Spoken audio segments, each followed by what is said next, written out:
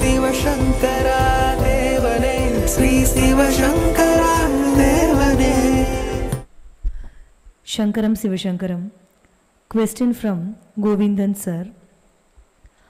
வானத்தில் கால் தடங்கள் இல்லை, பறவைகள் வரைபடமில்லாமல் தான் வானில் பறக்கின்றன.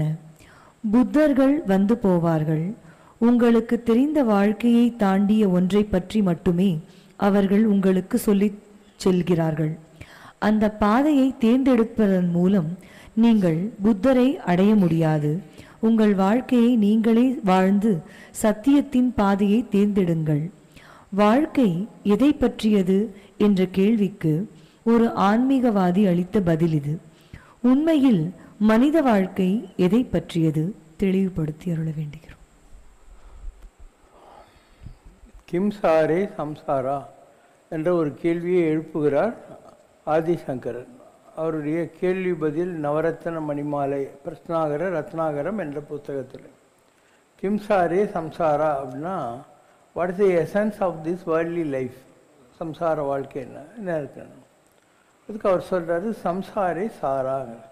இந்த வாழ்க்கையில் நாம் பெறக்கூடிய பல்விதமான அனுபவங்கள், பெட்டர் ஆர் பிட்டர், கசப்பான இனிமையான எல்லா அனுபவங்களும் தான் வாழ்க்கை அப்படிங்கிற வார்த்தையை அவர் முடிப்பார். அதனால் அவரவர் அனுபவம் அவர்தமை அறிவது. இந்த உலகத்தில் ஒருத்தருடைய எக்ஸ்பீரியன்ஸ் இன்னொருத்தருக்கு இருக்கிறதுக்கு வாய்ப்பே கிடையாது. ஒவ்வொருத்தருக்கும் ஒவ்வொரு மாதிரி இருக்கும். இப்போது பழங்கள் எடுத்துக்கோ, எத்தனை விதமான பழங்கள் இருக்குது, காய்கள் எத்தனை விதமான காய்கள் இருக்குது, தானியங்கள் எத்தனை விதமாக இருக்குது, பறவைகள், விலங்குகள். ஸோ இந்த வெரைட்டிங்கிறது இந்த உலகத்தில் படைப்பில் இருந்தே தீரும். இப்போ நம்மளுடைய ஃபேஸு, நம்முடைய ஃபீச்சர்ஸ் எல்லாம் ஒரு மாதிரி இருக்கும். நார்த் இந்தியன்ஸ் ஒரு மாதிரி இருக்கும், வெள்ளக்காரங்களது ஒரு மாதிரி இருக்கும், ஆஃப்ரிக்கன்ஸ் ஒரு மாதிரி இருக்கும் இல்லையா? இது எப்படி நடக்குது யாருக்காவது தெரியுமா? We don't know. அழகிலா விளையாட்டுடையவர் ஆண்டவர் அவனவருக்கே சரணாங்களே. உலகம் யாவையும் தாமுல வாக்கலும் நிலைபெறுத்தலும் நீக்கலும் நீங்கில அழகிலா விளையாட்டுடையார் அவர் ஆண்டவர் அன்னவருக்கே சரணாங்கள். இந்த உலகத்தை படைக்கிறது, காப்பாற்றுறது, அழிக்கிறது, இந்த மாதிரி புரிந்து கொள்ள முடியாத பலவிதமான விளையாட்டுகளை ஆடுற ஒருத்தர் இருக்கான். அப்படிப்பட்ட ஒருத்தருக்கு கடவுள்னு பேர். அதனால் அவங்ககிட்ட நம்ம சரண்டர் ஆகிடலாம் அப்படிங்கிறது அவனுடைய வார்த்தை. So we won't be able to decide. இப்போது உங்களுக்கே உங்கள் வாழ்க்கை இருக்குது. நீங்கள் அறிவு, ஆற்றல், ஆரோக்கியம் எல்லாமே வாழ்நாள் பூரா உங்களுக்கு தான் அது. ஆனால் சில நேரங்களில் உங்கள் வாழ்க்கையில் அப்ஸ் இருக்குது, சில நேரங்களில் டவுன் இருக்குது. சில நேரம் ஆரோக்கியமாக இருக்கீங்க, சில நேரம் அனாரோக்கியமாக இருக்கீங்க, வீக்காக இருக்கீங்க. அப்போது நீங்கள் ஒரு டிசிப்ளினான லைஃப்பில் இருந்தால் கூட உங்களுக்கு ஏன் வியாதி எல்லாம் வருது? சரி, வியாதி தான் வந்து தொலையுது, அதில் விதவிதமான வியாதி வருது. ஆஸ்துமா வருது, கேன்சர் வருது, டிபி வருது, எத்தனை விதமான வியாதி வருது. இப்போது இந்த பறவை காய்ச்சல் ஏதோ வந்துச்சு, அப்புறம் எத்தனை, அதுக்கெல்லாம் மருந்தை கண்டுபிடிக்க முடியாமல் லட்சக்கணக்கான பேர் கொத்து கொத்தாக செத்தாங்களே இல்லையா? அப்போது நம்மக்கிட்ட இருந்தவங்களே நிறைய பேர் செத்தாங்க. அப்போ நம்ம ஏன் சாகலை, அவங்க ஏன் செத்தாங்க இல்லையா? வியாதின்னு சொன்னால் ஒரு எபிடமிக்னா எல்லோரும் தானே அதில் சாகணும். நம்ம நிறைய பேருக்கு ஒன்றும் பண்ணலை, சில பேருக்கு அந்த மாதிரி அஃபெக்ட் ஆச்சு. In spite of the spending lakhs இந்த ஹாஸ்பிட்டல், அவங்க இன்றைக்கி இல்லை இல்லையா? அதனால் இந்த உலகத்தை புரிஞ்சிக்கவே முடியாது. நெருநல் உளனொருவன் இன்று இல்லை எனும் பெருமை உடைத்தி உலகு. நேற்று இருந்தவன் இன்றைக்கி இல்லைங்கிறது தான் இந்த உலகத்தை பற்றிய மிகப்பெரிய அதிசயமான ஒரு உண்மை அப்படின்னோம். அதனால் எதையுமே நம்மளால் புரிஞ்சிக்க முடியாது. நம்ம கம்பர் சொல்கிற மாதிரி ரெண்டு கையும் தூக்கிட்டு கடவுள்கிட்ட சரண்டர் ஆக வேண்டியது தான். நம்ம வாழ்க்கையில் நம்ம யாருமே பெர்ஃபார்மர்ஸ் கிடையாது. We are only mute witnesses to whatever happens around us. நம்ம சுற்றி நடக்கிறதை வேடிக்கை பார்க்கிறவர்கள் தான் நாமளே தவிர நாம் பெர்ஃபார்மர்ஸ் கிடையாது. சம்ரஷ்ணாவில் ஒரு பாட்டு இருக்கும், நீ சாட்சி மட்டுமே மனிதான்னு வரும். தெய்வம் நடத்துகின்ற நாடகம் அது தேவரும் அறியா பூடகம். தெய்வம் நடத்துகின்ற நாடகம் இது தேவரும் அறியா பூடகம். என்ன செய்யும் நம் ஜாதகம், இறைவன் மனம் வைத்தால் சாதகம் சாதகம். கதையை எழுதியவன் கடவுள், தலைவிதி இது என்பவன் மனிதன், அவன் கையில் இருக்குது சூத்திரம், அவன் காட்டும் வழி நடிக்கும் பாத்திரம், என்றோ எழுதி வைத்த வசனம், அது எப்படி இருந்தாலும் விசனம், சம்பவம் குறித்தபடி நடக்கும், நாம் சாட்சி மட்டுமே. மனிதா மனிதா இறையிடமேனோ ஊடல், இனிக்குமே அவன் பதம் கூடல், சிவசங்கரர்க்கு இது விளையாடல், அவன் சமைத்ததுதான் இந்த பாடல் பாடல், தெய்வம் நடத்துகின்ற நாடகம். அப்போ பகவான் கிருஷ்ணர் என்ன சொல்றாரு? எது நடந்ததோ அது நன்றாகவே நடந்தது, எது நடந்து கொண்டிருக்கிறதோ அது நன்றாகவே நடந்து கொண்டிருக்கிறது, இனி எது நடக்குமோ அதுவும் நன்றாகவே நடக்கும். அப்படின்றது தான் பகவத்கீதையோட essence. Oh, we have no control over what happens. ஒரு ஆள் எப்போ பார் புலம்பிக்கினே தான். கடவுள் சொன்னார், நான் உன் கூடயே இருப்பேன் அப்படின்னு. எனக்கு எப்படி தெரியும்னா, நீ செத்து போன பிறகு என்கிட்ட வருவில்லை, நான் உனக்கு டாக்குமெண்ட்ரி பண்ணி நம்ம லைஃப் எப்படி இருக்குன்னு காட்டுறேன் உனக்குன்னாரு. செத்து போயிட்டு போனால் இவனுடைய லைஃப் மேப் கடவுள் காட்டுறாரு. அதில் 4 பாதங்கள் நிறைய இடத்துல இருக்குது. வாழ்க்கையில் எப்போல்லாம் கஷ்டப்பட்டானோ அப்போல்லாம் 2 பாதம் தாங்குது, ஒன்லி 2 foods. இவன் கேட்குறான், நான் 1970 72 வரைக்கும் ரொம்ப கஷ்டப்பட்டேன், 92 95 வரைக்கும் கஷ்டப்பட்டேன், அப்போல்லாம் 2 கால் தாங்குது, நீ சொன்ன பேச்சு என்னை காப்பாற்றலை, ஐ சஃபர்டு டியூரிங் த டைம் அப்படின்னாலாம். கடவுள் தலையில் அடிச்சுன்னு சொன்னாரான், டே அந்த உன் கண்ணுக்கு தெரிகிற அந்த 2 பாதம் எந்திரா, நீ எப்போல்லாம் ரொம்ப கஷ்டப்பட்டியோ அப்போ நான் உன்னை என் தோள் மேலே தூக்கி வச்சுருந்தேன், அதனால் உன் கால் இல்லை எங்கால் தான் அங்கே இருக்குன்னாரான். அதனால் நமக்கு பல விஷயங்கள் புரியவே புரியாது, கடவுளுடைய இஷ்டத்துக்கு விட்டுடணும். முன்னர் நமது இச்சையினால் பிறந்தோம் இல்லை, முதல் இடை கடை நம் வசத்தில் இல்லை. நாம் நினச்சிக்கிட்டு உலகத்தில் பிறக்கிறது இல்லை. இந்த பாஸ்ட்டு ப்ரெசன்ட் ஃப்யூச்சர் எதுவும் கூட நம்முடைய கண்ட்ரோலில் இல்லை. ப்ரூஸ் த அல்மைட்டின்னு ஒரு சினிமா வந்துச்சு. அதில் அந்த ப்ரூஸுங்கிறத எப்போ பாரு கடவுள்கிட்ட குறை சொல்லிக்கின்னு இருப்பான், என்ன நான் இவ்வளோ கும்பிட்றேன் ஒன்றுமே பண்ண மாட்டேன்ற அப்படின்னு சொல்லிட்டு. கடவுள் ஆகாசத்துலேருந்து அப்படியே ஒரு ஏணியில் இறங்கி வருவார். வந்து ஒரு 24 ஹவர்ஸ்க்கு நான் என் கடவுள் போஸ்ட் உங்கள்கிட்டயே கொடுத்துட்றேன், இந்த நிமிஷத்துலேருந்து 24 மணி நேரம் நீ தான் கடவுள், நீ என்ன வேணால் பண்ணிக்கோ, but you cannot play with the emotions of people. ஜனங்களுடைய தனிப்பட்ட உணர்ச்சிகள் கூட்டு நீ விளையாடக்கூடாது, மற்றபடி நீ என்ன வேணால் பண்ணிக்கணும். சரி இவன் பார்க்கலான்னு சொல்லிட்டு ரோடுக்கு வரான். வந்தால் இவங்ககிட்ட எப்பயும் சண்டை போட்டுனே இருக்கிற 4 ரவுடிங் இருப்பாங்க. இவன் ரோடு நடந்து போகிறப்பெல்லாம் அவங்க வந்து இவனை அடிக்கிறது திட்டுறதோ எல்லாம் பண்ணுவாங்க. இவன் பலிக்குதான் பார்க்கலான்னு சொல்லிட்டு ஒரு மூலையில் நின்றுட்டு அப்படின்வான். அந்த 4 ரவுடிங்களும் ஒருத்தன் குத்திக்கணும் எல்லோரும் இது பண்ணுவாங்க, அவன் பலிக்குது அப்படின்னு. இவன் டிவி ஸ்டேஷனில் நியூஸ் ரீடராக இருப்பான், யாரும் இவனும் மதிச்சே இருக்க மாட்டாங்க. அங்கே வேறு ஒரு ஆள் ரொம்ப ஃபேமஸாக இருப்பான். அதனால் அவன் நியூஸ் படிக்கிற நேரத்தில் இவன் போய் ஒரு வாரத்தில் நின்றுக்குவான். அவன் நியூஸ் படிச்சுன்னே இருக்கிற போது திடீர்னு நரேந்திர மோடின்னு வரும், திடீர்னு அமெரிக்கன் பிரசிடன்ட் வரும், திடீர்னு இந்த மாதிரி இப்போ இவன் 44 பேர் தமிழ்நாட்டில் சேர்த்து போட்டாங்கன்னு வரும். சம்மந்தமே இல்லாததெல்லாம் வரும். அதாவது அந்த நியூஸ் ரீடர் படிக்கிறான் இல்லையா, அதில் எல்லாம் மாறி மாறி வந்துக்கிட்டே இருக்கும். ஒன்று அவன் டென்ஷன் ஆகிடுவான், ஜனங்களும் ரொம்ப டென்ஷனாக இருப்பாங்க. அவன் படிக்கிற போது இவன் என்ன பண்ணுவான், இங்கேருந்து ஃபோன் ஊதுவான், பேப்பர்லாம் மாறி மாறி போடுமா, அப்போ அவன் இன்னும் கன்ஃபியூஸ் ஆகி விடுவான், அவனுக்கு கெட்ட பேர் வரும், நியூஸ் படிக்கிறவன் லூஸ் ஆகிட்டான்ற மாதிரி. அதுக்கப்புறம் வருவான், வந்துட்டு இன்றைக்கி நைட்டு இத்தனை மணிக்கு உங்களுக்கு என்னெல்லாம் குறை இருக்கோ நீங்கள் எனக்கு இந்த இமெயிலுக்கு அனுப்புங்க, உங்கள் எல்லாருடைய பிரச்சனையும் தீர்த்துடுறேன்னு ஒரு இது பண்ணுவான், பப்ளிசிட்டி. லட்சக்கணக்கில் வரும். இவன் ஒரு நைட்டுக்குள்ளே எப்படி இவ்வளோயும் பார்த்து தொலைக்க முடியும்? அதனால் என்ன பண்ணுவான், இதில் இருக்கிற எல்லாத்தையும் எல்லாம் சேங்ஷன் ஆகிட்டுன்னு சொல்லுவான். மறுநாள் நியூயார்க்கில் பார்த்தா பிச்சைக்காரன்லாம் பணக்காராக இருப்பான், பணக்காரன்லாம் ஏழாக இருப்பான், என்னெல்லாம் அனார்க்கின்னு சொல்லுவாங்களே அது மாதிரி ஆகிருக்கும். எல்லாமே நடந்துக்கிட்டே இருக்கு கரெக்டாக. ஒய்ஃபை இம்ப்ரெஸ் பண்ணுமே, அதனால் வீட்டுக்கு வந்து ஜன்னல் இப்படி திறந்து வச்சிடுறான், ஒய்ஃபை இப்படி கூப்பிட்றோம், கூப்பிட்டு ஆகாசில் நிலவு இருக்கு இல்லையா அதை இங்கே நின்றுட்டு பிடினுவான்.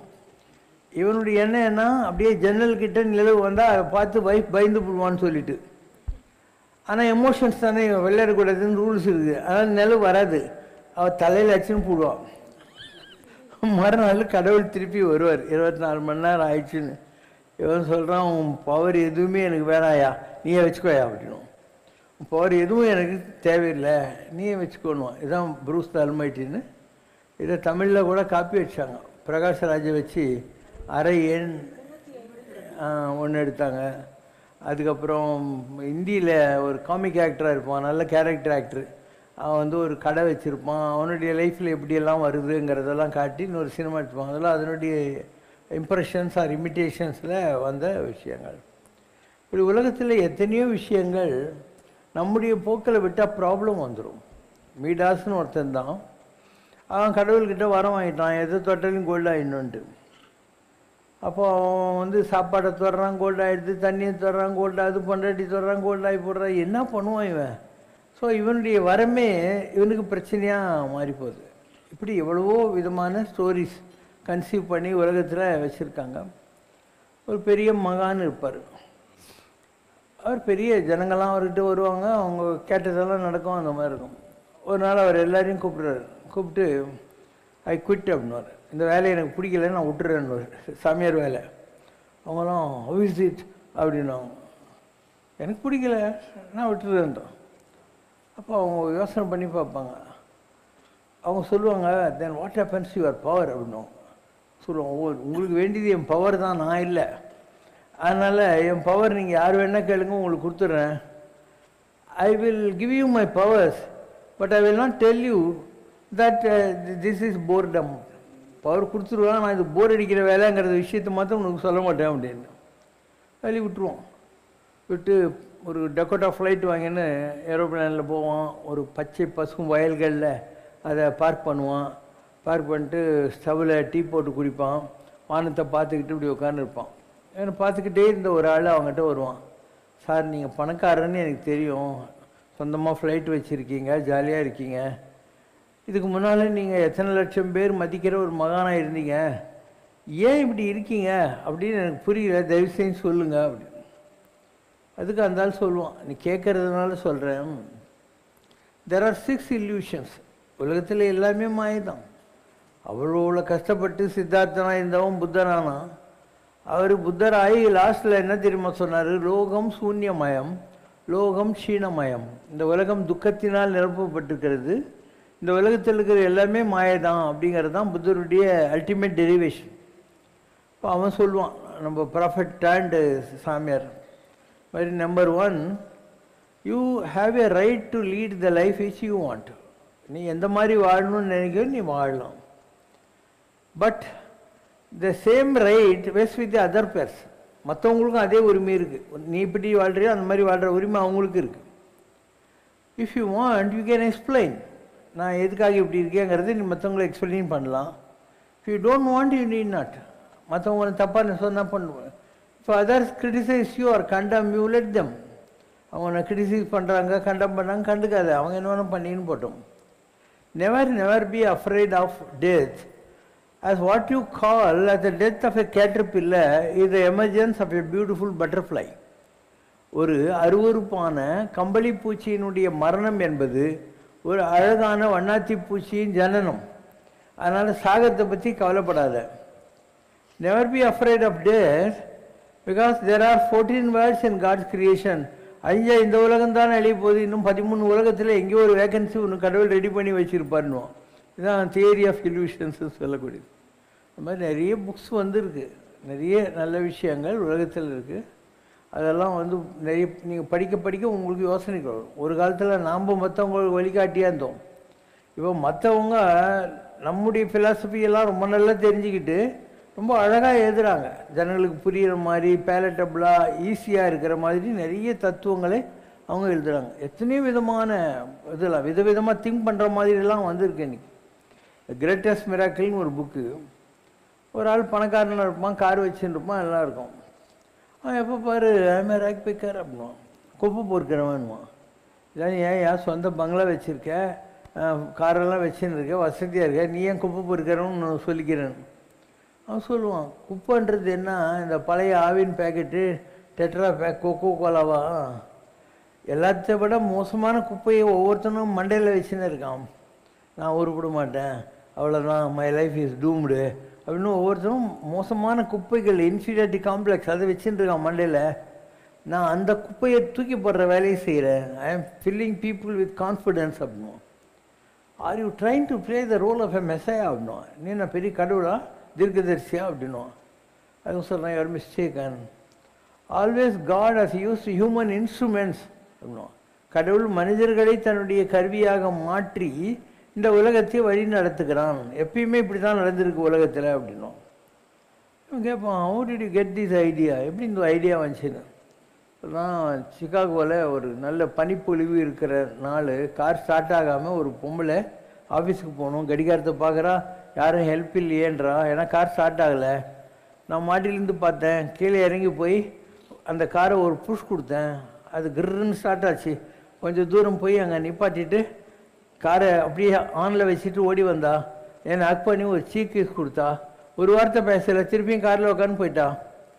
அப்போ எனக்கு புரிஞ்சது, இந்த உலகத்தில் நாம் எத்தனையோ பேருக்கு சந்தோஷத்தை கொடுக்க முடியும். அவளும் ஒரு வார்த்தை பேசலை, நானும் ஒரு வார்த்தை. அன்னிலேருந்து I am playing this role this rag picker அப்படின்னு. இப்படி எவ்வளோ நல்ல நல்ல புக்ஸ் எல்லாம் இருக்குது, உங்களுக்கு புரியவே புரியாது. So never underestimate God. இது ஒரு டிவி அட்வர்டைஸ்மெண்ட் வரும், நெவர் அண்டர் எஸ்டிமேட் கொலு அப்படின்னு ஒரு குண்டு பையன் வரும். அது மாதிரி நெவர் அண்டர் எஸ்டிமேட். ராஜா கையை வச்சா ராங்காக போனதில்லை. நம்ம ராஜா என்ன சாதாரண ராஜாவா? நடராஜா அவர் தான், கோவிந்தராஜா அவர் தான், சுந்தர் ராஜா அவர் தான், இல்லையா? எல்லா ராஜாவும் அவர் தானே. சுந்தர் ராஜா, நடராஜா, கோவிந்தராஜா, இன்னொரு ராஜா கூட இருப்பா, வரதராஜா, தியாகராஜா, எல்லாம் அவர் தான். அவர் ஒரு விஷயம் நினைக்கிறாருன்னா அதில் எப்படியாவது தப்பாக இருக்க முடியுமா? நமக்கு புரியாமல் போகிறோம். ஒரு குறிப்பிட்ட நேரத்தில் நமக்கு ஏன் இப்படி நடக்குது அப்படின்னு நமக்கு புரியாமல் போகிறோம். ஆனால் அவர் எது செஞ்சாலையும் அதில் ஒரு நன்மை இருக்கும். அதனால் நம்ம ரெண்டு கையும் தூக்கிட்டு, திரௌபதி புடவை இப்படி பிடிச்சிருந்த வரைக்கும் ஒன்றும் நடக்கலை. அவள் நம்மளால் முடியாதுன்னு ரெண்டு கை தூக்கினா இல்லையா? அப்போ கிருஷ்ணர் எங்கேயோ தாயம் விளையாடி இருந்தார். ஆனால் இவள் புடவை வந்துக்கினேச்சு. அப்போ துஷாதனை திரௌபதியோட புடவையை உருவந்து உண்மைதான், ஆனால் அவளுக்கு ஒன்றும் மான நஷ்டம் நடக்கலை. ஏன்னா புடவை வந்துச்சு, அதுக்குள்ளே வந்துச்சு. அதனால் நீ ரெண்டு கையும் தூக்கிடணும் கடவுள்கிட்ட. நான் செய்கிறேன் அப்படின்னு நினைக்கிற வரைக்கும் உனக்கு டெஸ்ட் இருந்துக்கிட்டே இருக்கும். என் செயலாவது ஒன்றும் இல்லை, நன்றே வரினும் தீதே விலகினும் நான் அறிவது ஒன்றேயும் இல்லை, எனக்குள்ளதெல்லாம் நிலதென்றே அழித்து விட்டேன் உனக்கே பரம், நீ நடு கடலில் வீழ்கணும் என்னை கரையேற்றுதல் திருவுளமே.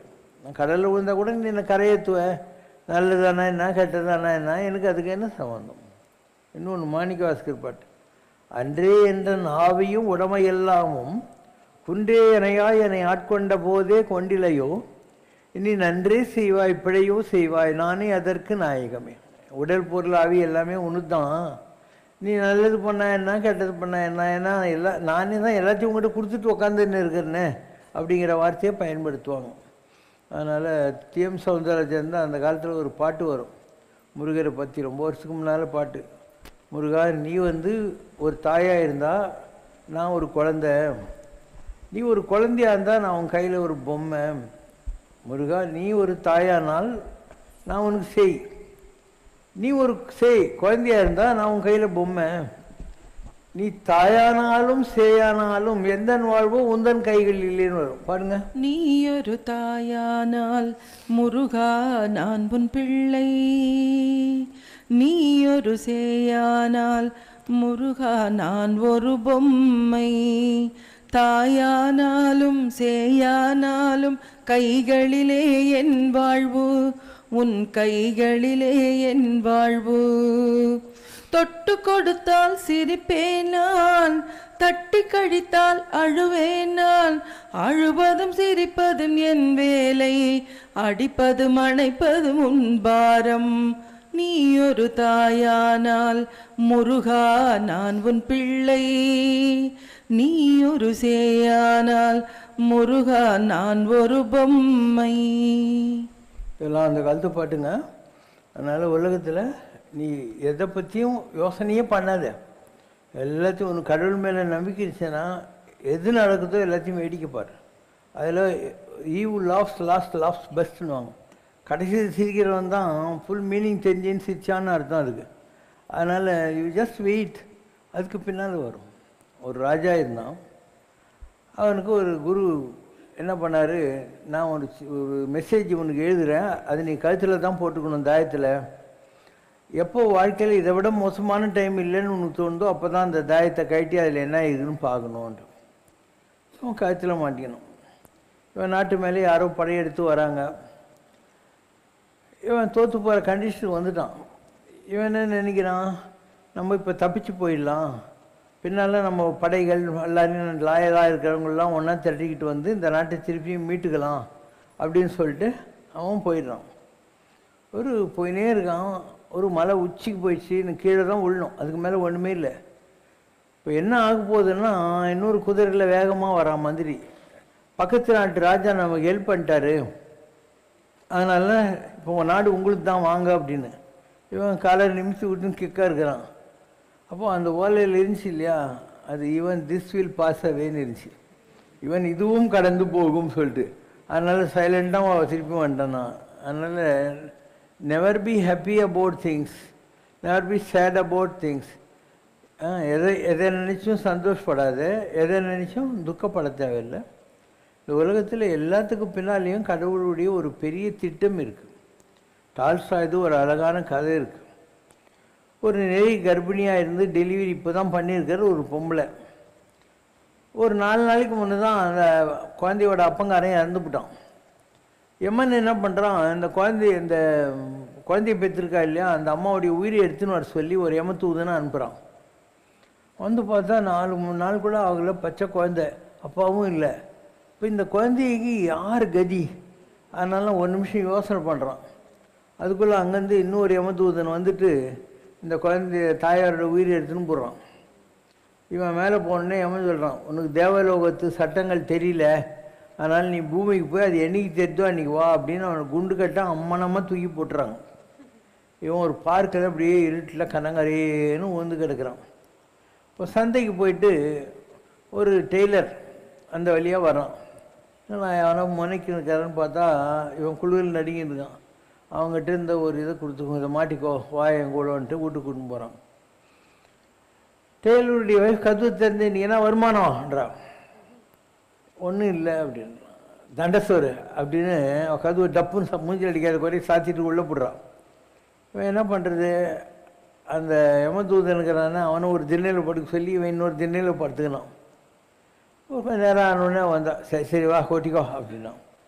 ஒரு விருந்தாளி இருக்கானே, விருந்து புறத்ததா தானுண்டல் சாவா மருந்தினும் வேண்டல் பாற்றன்று அதிதி தேவோ பவ, அதனால் அவனுக்குன்றான். இவ்வளோ கோவம் வருது. என்ன பண்ணுறா, அவனை அடிக்கிறதுக்காக ஒரு கட்டையை தூக்கின்னு வர்றான். யமதூதன் அந்த அம்மா மூஞ்சி பார்க்குறான், போயினே இருக்கான். கொஞ்ச நேரம் கழிச்சு சரி வான்றா. திருப்பியும் அந்த யமதூதன் அந்த அம்மா மூஞ்சி பார்க்குறான். லேசாக ஒரு புன்னகை வருது. அப்போ அவன் கண்ணங்கரேன்னு இருந்தான் இல்லையா, உடம்பு கொஞ்சம் கலர் மாறுது. டெய்லர் சொல்கிறான், என் வீட்டில் சாப்பிட்டுக்கோ, இங்கேயே இரு, சம்பளம்லாம் கொடுக்க மாட்டேன், எனக்கு அசிஸ்டன்ட், டெய்லரிங் அசிஸ்டன்ட், காஜா போடுறதுன்னுவாங்க எங்கள் ஊர் பக்கம், அந்த வேலை வேணா செய்யணும். இதாவது ஒரு 10 வருஷம் கழிச்சு ஒரு பணக்கார பொம்பளை கோச் வண்டியில் வந்து இறங்குறான். அதில் 10 வயசான ஒரு குழந்தை, அது கை கொஞ்சம் இப்படி இருக்குது. அப்போ அந்த இன்னொரு குழந்தை, சின்ன குழந்தை, டெய்லர்கிட்ட சொல்கிறா, இந்த பெரிய குழந்தைக்கு கை கொஞ்சம் அது லூஸ் விட்டு தைக்கணும் அப்படின்னு. சின்ன குழந்தைக்கு எப்படி வேணால் தைச்சிக்கோன்னு. இவன் அந்த 10 வயசு குழந்தைய பார்க்குறான், லேசாக சிரிக்கிறான், உடம்பு இன்னும் கொஞ்சம் கலர் வந்துடுது. இன்னொரு 4-5 வருஷம் போகுது. ஒரு பணக்காரன் காரில் வந்து இறங்குறான். இறங்கி 10 மீட்டர் துணி கொடுத்துட்டு, இதில் எனக்கு சூட்டு தைச்சி கொடு, 20 வருஷம் நல்லா கேரண்டியாக வேணும், அந்த மாதிரி ஒரு சூட்டு தைச்சி கொடுன்றான். இவன் இப்போ டெய்லர் ஆகிட்டான். நம்மளால் அவன் முதல் நாள் ஒன்றும் பண்ண மாட்டான், 2ஆவது நாள் ஒன்றும் பண்ண மாட்டான். சீஃப் டெய்லர் கூப்பிட்டு கேட்குறான், ஏன்டா இவ்வளோ நாள் நல்லா இருந்தியே, என்னடா ஆச்சு, இன்றைக்கி டெலிவரி கொடுக்கணுண்டா அப்படின்னு. இவன் டர்ன்னு அதை கிழிக்கிறான். ஒரு மெத்தை கவரு, ஒரு தலைகாணி ஓர தைக்கிறான். கார் வந்து நிற்கிது. டிரைவர் ஓடி வர்றான், சார் ட்ரெஸ்ஸு தைக்காதீங்க, அதில் ஒரு மெத்த கவரு ஒரு தலைகாணி ஓர தைச்சிருங்க, எங்கள் பாஸ் எங்கள் முதலாளி மண்டை போட்டாருங்க. இப்போ இவன் உடம்பு நல்லா கோல்டாகிடும், அவன் ஸ்வைன்னு மேலே போகும். அப்போது டெய்லர் சொல்கிறான், நீ யார் வாழ்க்கையில் 3 தடவை தான் சிரிச்ச, ஒவ்வொருத்தரையும் அந்த கண்ணங்கரையில் நின்று மாறிட்டு இப்போ மேலே வேறு போகிற அப்படின்னு ஒன்று இவன் சொல்கிறான். இந்த மாதிரி நான் ஒரு எம்மதூதன், தேவலோக ரகசியம் தெரிஞ்சால் தான் நீ வரணுன்னு என்னை தூக்கி உலகத்தில் போட்டு அங்கே குண்டு கட்டான். உன் பொண்டாட்டி என்னை அப்பள கட்டை தூக்கி நான் அடிக்க வந்தா இல்லையா, அப்போ அவள் முகத்தில் பார்த்தேன், மூத்த தேவி தெரிஞ்சா, கூட்டிக்கோ, மூத்த தேவி கூட்டிக்கோ. அதே அவள் 5 நிமிஷம் கழிச்சு சரி சரி வான்னு கூப்பிட்டாளா, அப்போ முகத்தில் ஸ்ரீதேவி தெரிஞ்சது. அப்போது தரித்திரம் போய் வசதியாக வர்றதுக்கு இவ்வளோ தான் பண்ணணுமா? ஒரு செல்விருந்து ஓம்பி நல்விருந்து பார்த்திருப்பான், வருவிருந்து பார்த்திருப்பான், நல்விருந்து வானத்தவருக்கு. இப்போ தான் ஒரு விருந்தாளி போவானாம், அடுத்த விருந்தாளி வரமாட்டான்னு எவங்கிறானோ அவன் தேவர்களுக்கு உகப்பானவன்னு சொல்லி திருக்குறளில் சொல்லுது. அதனால் இது கூட தெரியாமல் ஜனங்க நாங்கள் ஏழைங்க கஷ்டப்பட்டுனுக்கிறோம் அப்படி. இலர் பலர் ஆகிய காரணம் நோற்பார் சிலர் நோலாதவர் பலர். இந்த உலகத்தில் இல்லாதவன் ரொம்ப பேர். ஏன்னா அவன் எந்த ஒரு விரதம் எந்த ஒரு நல்லதும் செஞ்சே இல்லை. அவன் மாதிரி ரொம்ப பேர் இருக்கிறான், அவன்லாம் பரம தர்தத்தில் இருக்கிறான். எவன் தான தர்மமெல்லாம் பண்ணிட்டு இருக்கானோ அவன் நல்லா இருக்கிறான் உலகத்தில். இது நான் தெரிஞ்சுக்கிட்ட தேவலோக ரகசியம் 1. 2வது, அந்த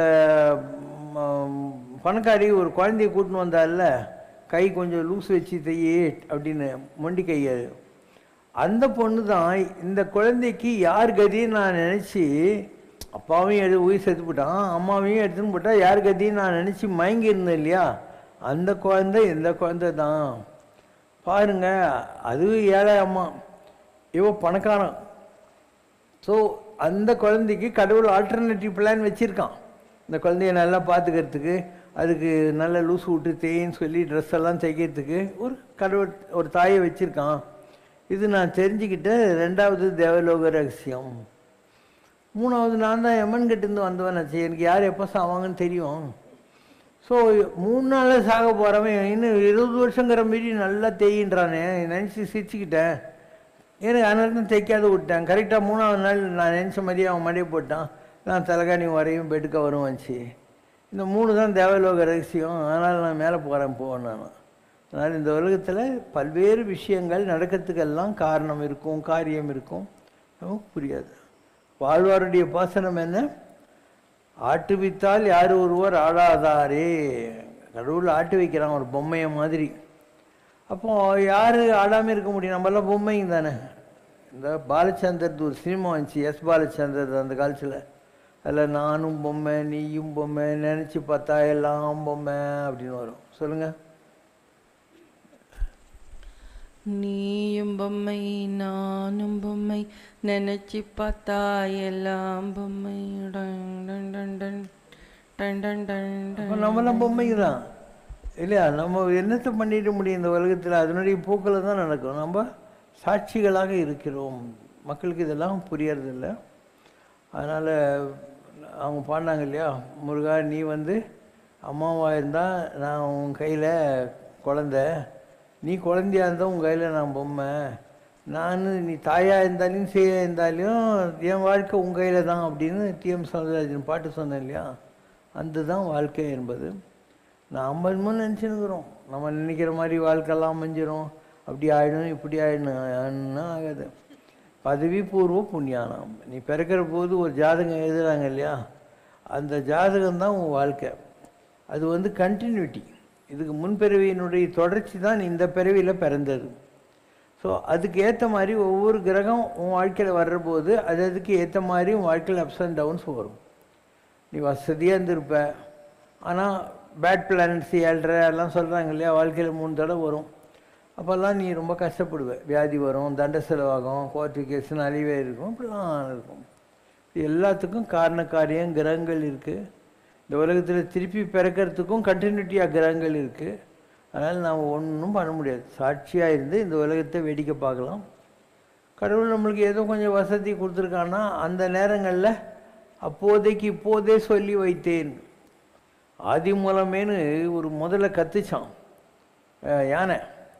அப்போ சாமி சக்கராயுதத்தை கொண்டாந்து முதலையை கொண்டுட்டு அந்த யானையை காப்பாற்றினாரான். அந்த மாதிரி எனக்கு ஒரு கஷ்டம் வர்ற போது சாமி நான் அவனை கூப்பிடுவானான்னு எனக்கு தெரியாது. ஒரு யானைக்கு இருந்த புத்தி கூட எனக்கு இல்லை. அதனால் எனக்கு நிஜமாக கஷ்டம் வரப்போது நான் ஒரு வேளை சலிப்பாயி என்ன சாமி கும்பிட்டு என்னாச்சுன்னு இருக்கிற சாமியை படுத்தாலும் தூக்கி போட்டாலையும் போட்டுருவேன். நிறைய பேர் அதை பண்ணுவாங்க. மற்ற நாளில் படையல் போட்டு சஷ்டி கிருத்திகன்னு வச்சுருந்துருப்பான். ஒரு ப்ராப்ளம் வந்தோடனே எனக்கு முருகர் ஒன்றுமே பண்ணலான்னு சொல்லி எல்லா படத்தையும் தூக்கி குப்பையில் போட்டுருவான், அடைக்கையில் போட்டுருவான். அந்த மாதிரி இல்லாமல் எது நடந்ததோ எல்லாம் நல்லதுக்குங்கிற மாதிரி ஒரு மண் சைட்டை நம்ம வளர்த்துக்க வேண்டியிருக்கும். எது எல்லாம் நடக்குதோ எல்லாத்தையும் வேடிக்கை பாரு. கடவுள் எதையுமே ராங்காக பண்ண மாட்டார். எல்லாம் நம்முடைய கர்மாவை நாம் அனுபவிக்கிறோம். எல்லாமே நம்முடைய கர்மாப்படி தான் நடக்கும். அது புரியாமல் போகலாம், உனக்கு புரியாமே போகலாம். இப்போது நான் ஓரளவுக்கு ஏதோ ஒரு ஊஞ்சல் உட்காந்து உனக்கு நான் நல்ல விஷயம் சொல்கிறேன், ஞானியாக மாறி இருக்கேன்னா புக்கு பிடிச்சி வராது. இது குலவித்தை கல்லாமல் பாகம் படும்னுவாங்க. ஞானம் என்பது பட்டு அறிவது. வாழ்க்கையில் அடிபட்டு மிதிப்பட்டு ஆகணும். ஒரு குழந்தைகிட்ட நீ சொல்கிற இந்த விளக்கில் கை வைக்காத சுற்றுணும். ஆனால் என்றைக்கும் ஒரு நாள் அம்மாக்காரி பார்க்காத போது அந்த குழந்தை போய் அதில் விரல வச்சு கை சுட்டு மறுநாள் போட்டுன்னு கஷ்டப்படும். அதுக்கப்புறம் நாமளே வா ஜாலியாக கை வைக்கணுன்னாக்கா ஆகணும் இல்லையா? அந்த மாதிரி ஒரு கோயில் 2 பேர் சுற்றின்னு இருந்தாங்க. ஒரு ஆள் தேல் கொடிச்சு, இன்னொரு ஆளுக்கு 10,000 ரூபா வந்துச்சு. இந்த 10,000 ரூபா வந்தவன் பக்தனே கிடையாது. தேல் கொட்டினவன் ரொம்ப நல்ல பக்தன். இவன் கடவுளை திட்டினானா, ஐயோகி ராஸ்கல் அவனுக்கு 10,000 ரூபா ஏன்னா தேல் கொட்டுது அப்படின்னு. அப்போ கடவுள் சொன்னாரான், அவன் போன பிரிவில் போன புண்ணியத்துக்கு அவனுக்கு இன்றைக்கி 1,00,000 ரூபா வர வேண்டியது. அவன் இந்த பிரிவில் சரியில்லை, அதனால் 10,000 போச்சு. உன்னை இன்றைக்கி பாம்பு வச்சு நீ சாக வேண்டியது. நீ நல்லவனாகிற, அதனால் ஜஸ்ட்டு தேல் கொட்டுச்சு அப்படின்னா. அதனால் எதுவுமே நமக்கு புரியாது. கடவுளுடைய வழிமுறைகள் அது ஏன் அப்படி நடக்குது எதுவுமே நமக்கு புரியறதுக்கான வாய்ப்புகளே இல்லை. இப்போ நாங்கள்லாம் மகான்கள் இப்படி தான் ஆகிறோம். என்னை பற்றி விஸ்வாமித்திரர் சொல்லுவார், இந்த பூமியில் உள்ள எந்த பதவியும் இவருடைய தகுதிக்கும் தவத்துக்கும் ஏற்றது அல்ல. திரிகால ஞானியான உனக்கு இப்பூவுலகில் உள்ள எந்த பதவியும் உன் தகுதிக்கு ஏற்றது அல்ல. நீ மனித உள்ளங்களை அறியும் பாக்கியம் பெற்றவன். மனித வினைகளை களையவும் அவர்களுக்கு நற்கதி தந்திடவுமே இக்கலியுகத்தில் உன்னை சர்வேஸ்வரன் அனுப்பியிருக்கிறான். ஞான சக்தி உன்னிடம் குடியிருக்கிறாள். ஆசிரமம் போல் வேஷமோ சந்நியாச கோலமோ. நான் சாமியார் வேஷம்லாம் கட்ட மாட்டேன். ஆசிரமம் போல் வேஷமோ சந்நியாச கோலமோ உனக்கு தேவையில்லை. நீ சொன்னால் நவ கிரகங்கள் கட்டுப்பட்டு நிற்கும். 9 கிரகங்களும் கூட நம்ம சொன்னா கேட்கும். அது எவ்வளவு பெரிய பவர். நின் ஸ்பரிசம் பட்டால் வியாதி தோஷம் விலகி ஓடும். தொட்டா போற யாரையாவது அவங்களுடைய வியாதி தோஷங்கள் எல்லாம் போயிடும். ஏவல் பில்லிகளில் துயர்படுவர் துயரினை நீ துடைப்பாய். உனக்கு நெற்றிக்கண் உள்ளது, அது மற்றவர் கண்ணுக்கு தெரியாது. உனக்கு கற்பிக்கக்கூடிய வித்தைகள் அனைத்தும் வானுலகத்து தேவர்களிடமிருந்து நேரடியாக வருமே தவிர ஆச்சாரிய பீடத்திலிருந்து ஒரு மனிதன் உனக்கு சொல்லித் தர மாட்டான். உன்னை குரு என மக்கள் கூறுவார். நீ குருவல்ல, இறை இறை இறை. இது அந்த காலத்திலே சொல்லிட்டாங்க. இதெல்லாம் சொன்னாலும் ராஜீவ்காந்தியை மனித வெடிகுண்டுல கொள்வாங்கன்னு சொல்லி அது நடந்து ஜூனியர் வீட்டில் வந்துச்சு. கோயம்புத்தூர்லேருந்து தான் சுப்பிரமணியன் பேர். அப்பயே சொல்லிட்டாங்க. இதெல்லாம் 1996 அந்த ரேஞ்சிலேயே இதெல்லாம் சொல்லி முடிச்சிட்டாங்க. அப்போ அதில் வருது, வரிசையாக வருது. எல்லாம் சொல்லிவிட்டு இவ்வளோலாம் இவர்கிட்ட பவர் இருக்குது, இவர் இத்தனை இதையும் சேர்த்து வச்சுருக்காரு, எல்லாம் செய்வார், நினச்சதெல்லாம் நடக்கும், எல்லாம் சொல்லிவிட்டாங்க. சொல்லிவிட்டு why there is still delay. அதான் இவ்வளோ பவரு, இவ்வளோ பெரிய இன்ஃப்ராஸ்ட்ரக்சரு எல்லாத்தையும் பண்ணிவிட்டு எவ்வளோ தவம் பண்ணிவிட்டு நம்ம ஏன் உட்காந்துன்னுக்குறோம், எதுக்காக வெயிட்டிங் பண்ணிகிட்ருக்கோம் அப்படின்னா அதுக்கும் விளக்கம் சொல்கிறார் காக்கபூஜேந்தர். ஆடுமாறு ஆடி கலியிலே மக்கள் நிலையிலே மாறுபாடு கொண்டு நின்றாலும் மக்களின் மன வேறுபாடு பேயாட்டம் அதுபோல் ஆடி ஆடி. கலியுகத்தில் ஜனங்க எதையும் நம்ப மாட்டாங்க. மக்களுடைய மனசு பேயாட்டம் ஆடும். ஆடாத ஆட்டம்லாம் போடுவானுங்க. நின்றிட்டாலும் அலையும் ஓர் காலத்து அலைந்து, ஓயும் ஓர் காலத்து ஓய்ந்து, அமையும் ஓர் காலத்து அமைந்து நிற்கும் காலத்துத்தான் அருள் ஒளியை காண முடியும் என்றோம். இப்போ ஜனங்க பட வேண்டிய கஷ்டம்லாம் பட்டு அலைஞ்சி திரிஞ்சு அடிபட்டு மெதிப்பட்டு எப்போ அடங்குறாங்களோ அந்த நேரத்தில் தான் அந்த தெய்வத்தினுடைய ஆற்றல் என்னன்றதை தெரிஞ்சிக்க முடியும். அந்த நேரத்தில் தான் அந்த அருள் ஒளியின் பூரணத்தை காண முடியும் என்றேன். அருள் ஒளியின் ஆனந்தத்தை நிறைவுடன் பருகிட விதி கொண்டதோர் தமக்கன்றோ அனலில் சுட்ட விளக்கமாகும். எல்லாருக்கும் தெரியாது, நெருப்பில் சீல் வைக்கிறீங்களே, அனலில் சுட்ட விளக்கம் மாதிரி யாருக்கு தகுதி இருக்கோ, யாருக்கிட்ட தவம் இருக்கோ அவங்களுக்கு தான் இந்த மாதிரி விஷயங்கள் எல்லாம் புரியும். உலகது வாழ்விலே உவந்த நலன் இதுவென்றே அறிவித்து அதனதனின் பெருமைதனை தேவ ரகசியம் தனை பிரிதொரு முறையன்றோ உரைத்திடல் வேண்டும். இன்னும் நிறைய விஷயம் இருக்குது, ஆனால் இப்போ சொல்ல மாட்டேன் அப்படின்னு எப்போ 1996 சொல்லிட்டார். அதேமாரி கும்பகோணத்தில் இந்த திருநாகேஸ்வரம் கோயிலுக்கு எதிரில் ஒரு ஆள் ஒரு ஓலை வச்சிருக்கான், அதில் வரும் பாரு. பல தெய்வங்களையும் இந்த இடத்திலேயே அமரச் செய்திருக்கிறீர்கள். இதெல்லாம் என்னை பற்றி கும்பகோணத்தில் சொல்கிறது. எல்லா தெய்வங்களையும் அந்தந்த இடத்துல உட்கார வச்சுருக்கீங்க. எல்லா தெய்வங்களுமே அந்த இடத்தில் இருக்கு.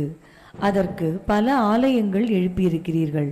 அதோடு இல்லாமல் பாபாவிடம் தெய்வங்களும் தன்னுள்ளேயே பேசக்கூடிய ஆற்றல் என்பதும் உண்டு. சிவனாக இருக்கட்டும், பெருமாளாக இருக்கட்டும், முருகனாக இருக்கட்டும், ஹனுமனாக இருக்கட்டும், எல்லா தெய்வங்களுமே தங்களுக்குள் அமர்ந்து பேசக்கூடிய சக்தி உங்களுக்கு உண்டு. எல்லா தெய்வங்களும் பேசி அதையே உபதேசமாக சொல்லக்கூடிய ஆற்றல் உண்டு. தெய்வத்துக்கு நிகரான சக்தி, தெய்வீக ஆற்றல் எல்லாம் உண்டு. முடிவா என்ன சொல்றாங்கன்னா, யாருமே நம்ப முடியாத மாதிரி ஆச்சரியப்படத்தக்க ஆற்றல் என்று முனிவர் சொல்றாங்க. இது மாதிரி சக்தி யாருக்கும் கிடைக்காது. உங்ககிட்ட கிடைச்சிருக்குன்னா இது மிகப்பெரிய விந்தை. இது கும்பகோணத்துக்கு இதில் அந்த எதிர் சந்து நான் சொன்னேன், திருநாகேஸ்வரம் கோயிலுக்கு எதிரில் இருக்கிற இது. அதே மாதிரி பாரதிதாசனுடைய மகனும் பேரனும் ஒரு ஆள் இருக்கார். அவருக்கு ஒரு பெரிய முனிவருடைய பவர் வயலில் நடந்து போகிற போது கிடைச்சது, அது வச்சு சொல்கிறார் அவர். அந்த ஓலையில் வரும் இந்த மாதிரி சிவசங்கர் பாபா அப்படின்னு சொல்லக்கூடியது கேது. கேது இவருக்கு ஞானத்தை கொடுக்கக்கூடிய கிரகம். ரெண்டு பக்கமும் உட்கார்ந்து இருக்கக்கூடிய சனி, குரு, சுக்கிரன் நல்லா மறுபடியும் நல்லா வசதி வாழ்க்கை குறைவில்லாமல் எல்லாமே வரும். கேது ஒண்ணுமில்லாத இடத்திலிருந்து எல்லாத்தையும் வரவழைக்கும். அதே மாதிரி ஒண்ணுமில்லாத இடத்திலிருந்து ஞானத்தையும் வரவழைக்கும். அந்த கேதுதான் இவர். இவர் பூஜையெல்லாம் பண்றதெல்லாம் அவருக்கே பண்ணிக்கிறது தான். இவர் கோயில் கட்டியிருக்காரு, அது இது என்கிறாங்க. ஆனால் இந்த பூஜையெல்லாம் இவரையே இவர் அங்க உருவகப்படுத்தித்தான் செய்வாருங்கிறது தான் என் கணக்கு. இவரை பத்தி நம்ம ஆராய்ச்சி பண்ணக்கூடாது. கடவுளை பத்தி எங்க ஆராய்ச்சி பண்றது? கடவுள்கிட்ட போனா நம்ம விஷயத்தை சொல்லிட்டு பக்குவமா வந்துடணும். அது மாதிரி தான் உங்க பாஸ். கேது ஞானத்தை கொடுக்கக்கூடியது. கேது ஒரு எம்டியானது. இவரே எம்டியான இடத்துக்குத்தான் போவார். அதனால் இவரைத்தான் கும்பிடுவார். இவருக்குள் பகவான் இதை செய்யறார் அதை செய்யறார் என்பதையெல்லாம் நான் நம்பலிங்க. அவர் என்ன வேணா செய்யலாம், ஆனால் பகவானுடைய அமைப்புக்குள்ளே இவர்தான் போறார். அந்த சொன்னாங்களா? அதே மாதிரி அரும்பாக்கத்துக்கிட்ட ஒருத்தர், நீங்கள் டிவியில் கூட அவரை பார்த்துருப்பீங்க, அவர்கிட்ட நம்ம பசங்க போனாங்க. அப்போ அவர் சொல்கிறாரு, எங்கிட்ட நீங்கள் ஏன் வந்திருக்கீங்க, அவரே சிவபெருமான். ஜோதிடர், இது உங்கள் ஜாதகமா? ரொம்ப விசேஷமான ஜாதகமா இருக்கே. அன்பர், இது எங்கள் குருவின் ஜாதகம். ஜோதிடர், நல்ல மனிதர். அனுஷ்டானம், போஜனம், ஆச்சாரம், ஆன்மீகவாதி, சொற்பொழிவாளன், பெருமைக்குரியவர், சாப விமோச்சகர். இவர்தான் குரு, இவர்தான் சிவபெருமான். அவரே பெரிய ஆள். அவரை பற்றி நீ என்னிடம் கேட்கிற? இவரால் பல பேர் வாழ்கிறார்கள். இவரால் பல பேர் நன்றாக இருக்கின்றனர். ஆனால் ஊருக்கு இவரோட மகிமை. அதே மாதிரி இங்கே தாம்பரத்துக்கிட்ட அரவிந்த சாமின்னு ஒரு ஆள். ஸோ அவருடைய ஸ்கிரிப்ட் இருக்கு இல்லையா, அதில் 3 போர்ஷன் இருக்குது. படி. ஏதோ ஒரு அவதாரம் இருக்கு. சிவசங்கர் பாபா ஏதோ ஒரு அவதார புருஷன். அவதாரத்தினுடைய நிலை தெய்வமோ சித்தரோ தேவரோ ஏதோ ஒரு அவதாரம். இவருக்கு இந்த பிறப்பு, அதுக்கு ஒரு சரீரம், அந்த சரீரத்தில் இவர் இருக்கார். அது எல்லாமே தெரிய வரும். இவர் யாரு என்னங்கிறத இவர் தன் சீடருக்கோ தன் சார்ந்த யாருக்கோ தன் கருத்துக்களை சொல்லிட்டு தன்னுடைய அடுத்த நிலைக்கு போயிடுவார். பல கோவில்களை நிர்மாணிக்க கூடிய வேலை இவருடைய கடமையில் இருக்கு. அதை செய்வார். தான தர்மங்கள் செய்வார், பெரிய ட்ரஸ்ட் அமைத்து அதன் மூலமா செய்வார். நிறைய பேருடைய ஆதரவு கிடைக்கும். தேவர்கள் சித்தர்கள் எல்லாம் வந்து பார்ப்பாங்க, காட்சி கொடுப்பாங்கன்னு இருக்கு. இவருடைய தவ நிலையின் பலனாக தவம் இருந்து வரம் வாங்கினாங்க இல்லையா, அந்த வார்த்தையின் அர்த்தம் என்னன்னா, நம்ம புராணத்தில் படிக்கலையா, தவம் இருந்தான் ராவணன், சிவன் காட்சி கொடுத்தாரு, வரம் பெற்றான் அப்படின்னு. அந்த மாதிரி இவர் வரம் வாங்குவார். இவருக்கு இந்த பிறப்பு ஜீவசமாதி. அங்கேயா அச்சிறுபாக்கத்துக்கிட்ட சுகபிரம்ம ரிஷி நாடின்னு ஒன்று இருக்குது. இப்போ ஒரு ஃபியூ மந்த்ஸ்க்கு முன்னாடி படித்தாங்க. இவருடைய ஜாதகப்படி சித்தர்கள், மகான்கள், யோகிகள் அவர்கள் எல்லோரும் எந்த நிலையில் இருந்தாங்களோ அந்த நிலையில்தான் இருக்காராம். அதே மாதிரி இன்னைக்கு தபஸ் வாழ்க்கையில்தான் இருக்கார். ஐயா ஜாதகப்படி சரியை, கிரியை, யோகம், ஞானம் எல்லாம் தாண்டி வந்துட்டார். முழுக்க முழுக்க ஞானத்தில் தான் இருக்கார். ஞான நிலையில் மட்டும்தான் முக்திக்கு வழி கிடைக்குமாம். இது ஐயாவிற்கு நல்லாவே தெரியும். கடைசி காலம் ஞான வாழ்க்கையில்தான் இருக்கார், முக்தி நிலையில்தான் இருக்காராம். இவரோட வாழ்க்கை முக்தி அடைகிற நிலைதானாம். கண்டிப்பா இவருக்கு இருக்கிற காலம் படிப்படியா வளர்ச்சி. சனி திசை முடிந்து இப்போ புதன் திசை நடக்குது. இப்போ நீ எங்கே வேணால் போய் கேட்டுக்கோ, நான் கூட சொல்லத்தே இல்லை. நீ அந்த நேரம் நீ போய் 6:31 படித்தானா என் ஜாதகம் வரும். ஏன்னா இந்த உலக ஜாதகம் தனிப்பட்ட முறையில் ஒரு ஃபிசிக்கல் சப்ஸ்டன்ஸ் கிடையாது. உலகத்துக்கு என்ன டைமோ அந்த டைம் என் ஜாதகத்தில் அப்படியே நீ போய் படிக்கலாம். உனக்கு தெரிஞ்சால்கிட்ட அதில் வரும். இதெல்லாம் எத்தனையோ வருமா தெரியும். நான் வெயிட் பண்ணிக்கிட்டு இருக்கேன். My time is yet to கம்னு பைபிளில் இயேசுநாதர் சொல்லுவார். அந்த மாதிரி நான் எல்லாத்தையும் பண்ணிவிட்டு ரெடியாக வெயிட் பண்ணின்னு இருக்கேன்.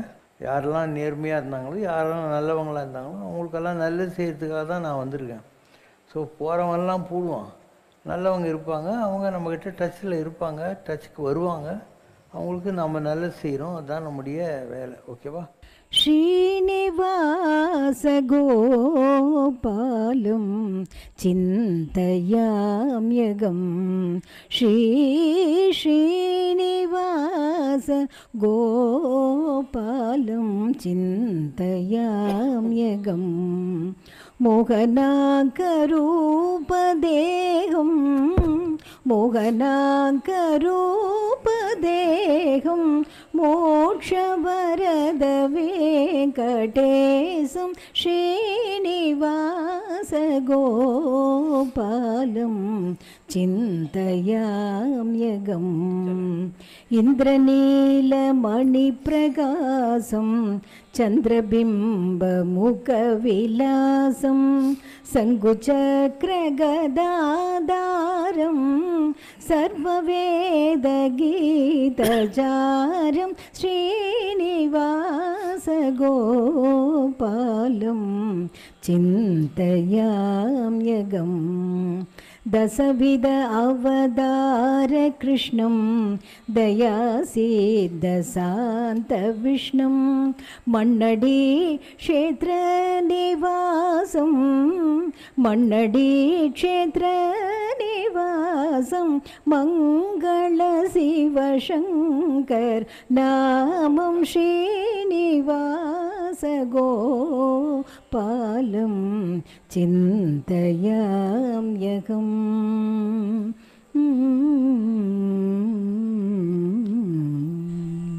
நிருபிந்த நின்ற நெடுமாலி நான் நேரமெல்லாம் பாடும் திருமாலே. நிருபிந்த நின்ற நெடுமாலி திருப்பதி மலையமர்ந்த பெருமாளே, உன்னை தேடி நான் கொண்டதொரு திருநாளே. தேடி நான் கண்டதொரு திருநாளே. நிருபிந்த நின்ற நெடுமாலி அரவணையில் துயின்றாய் அலைமேலே நீ அருள் செய்ய இறங்கி வந்தாய் என் பாலே. நாதவிந்து கலாதி நமோ நம வேத மந்திர ஸ்வரூபா நமோ நம ஞான பண்டித சாமி நமோ நம வெகு கோடி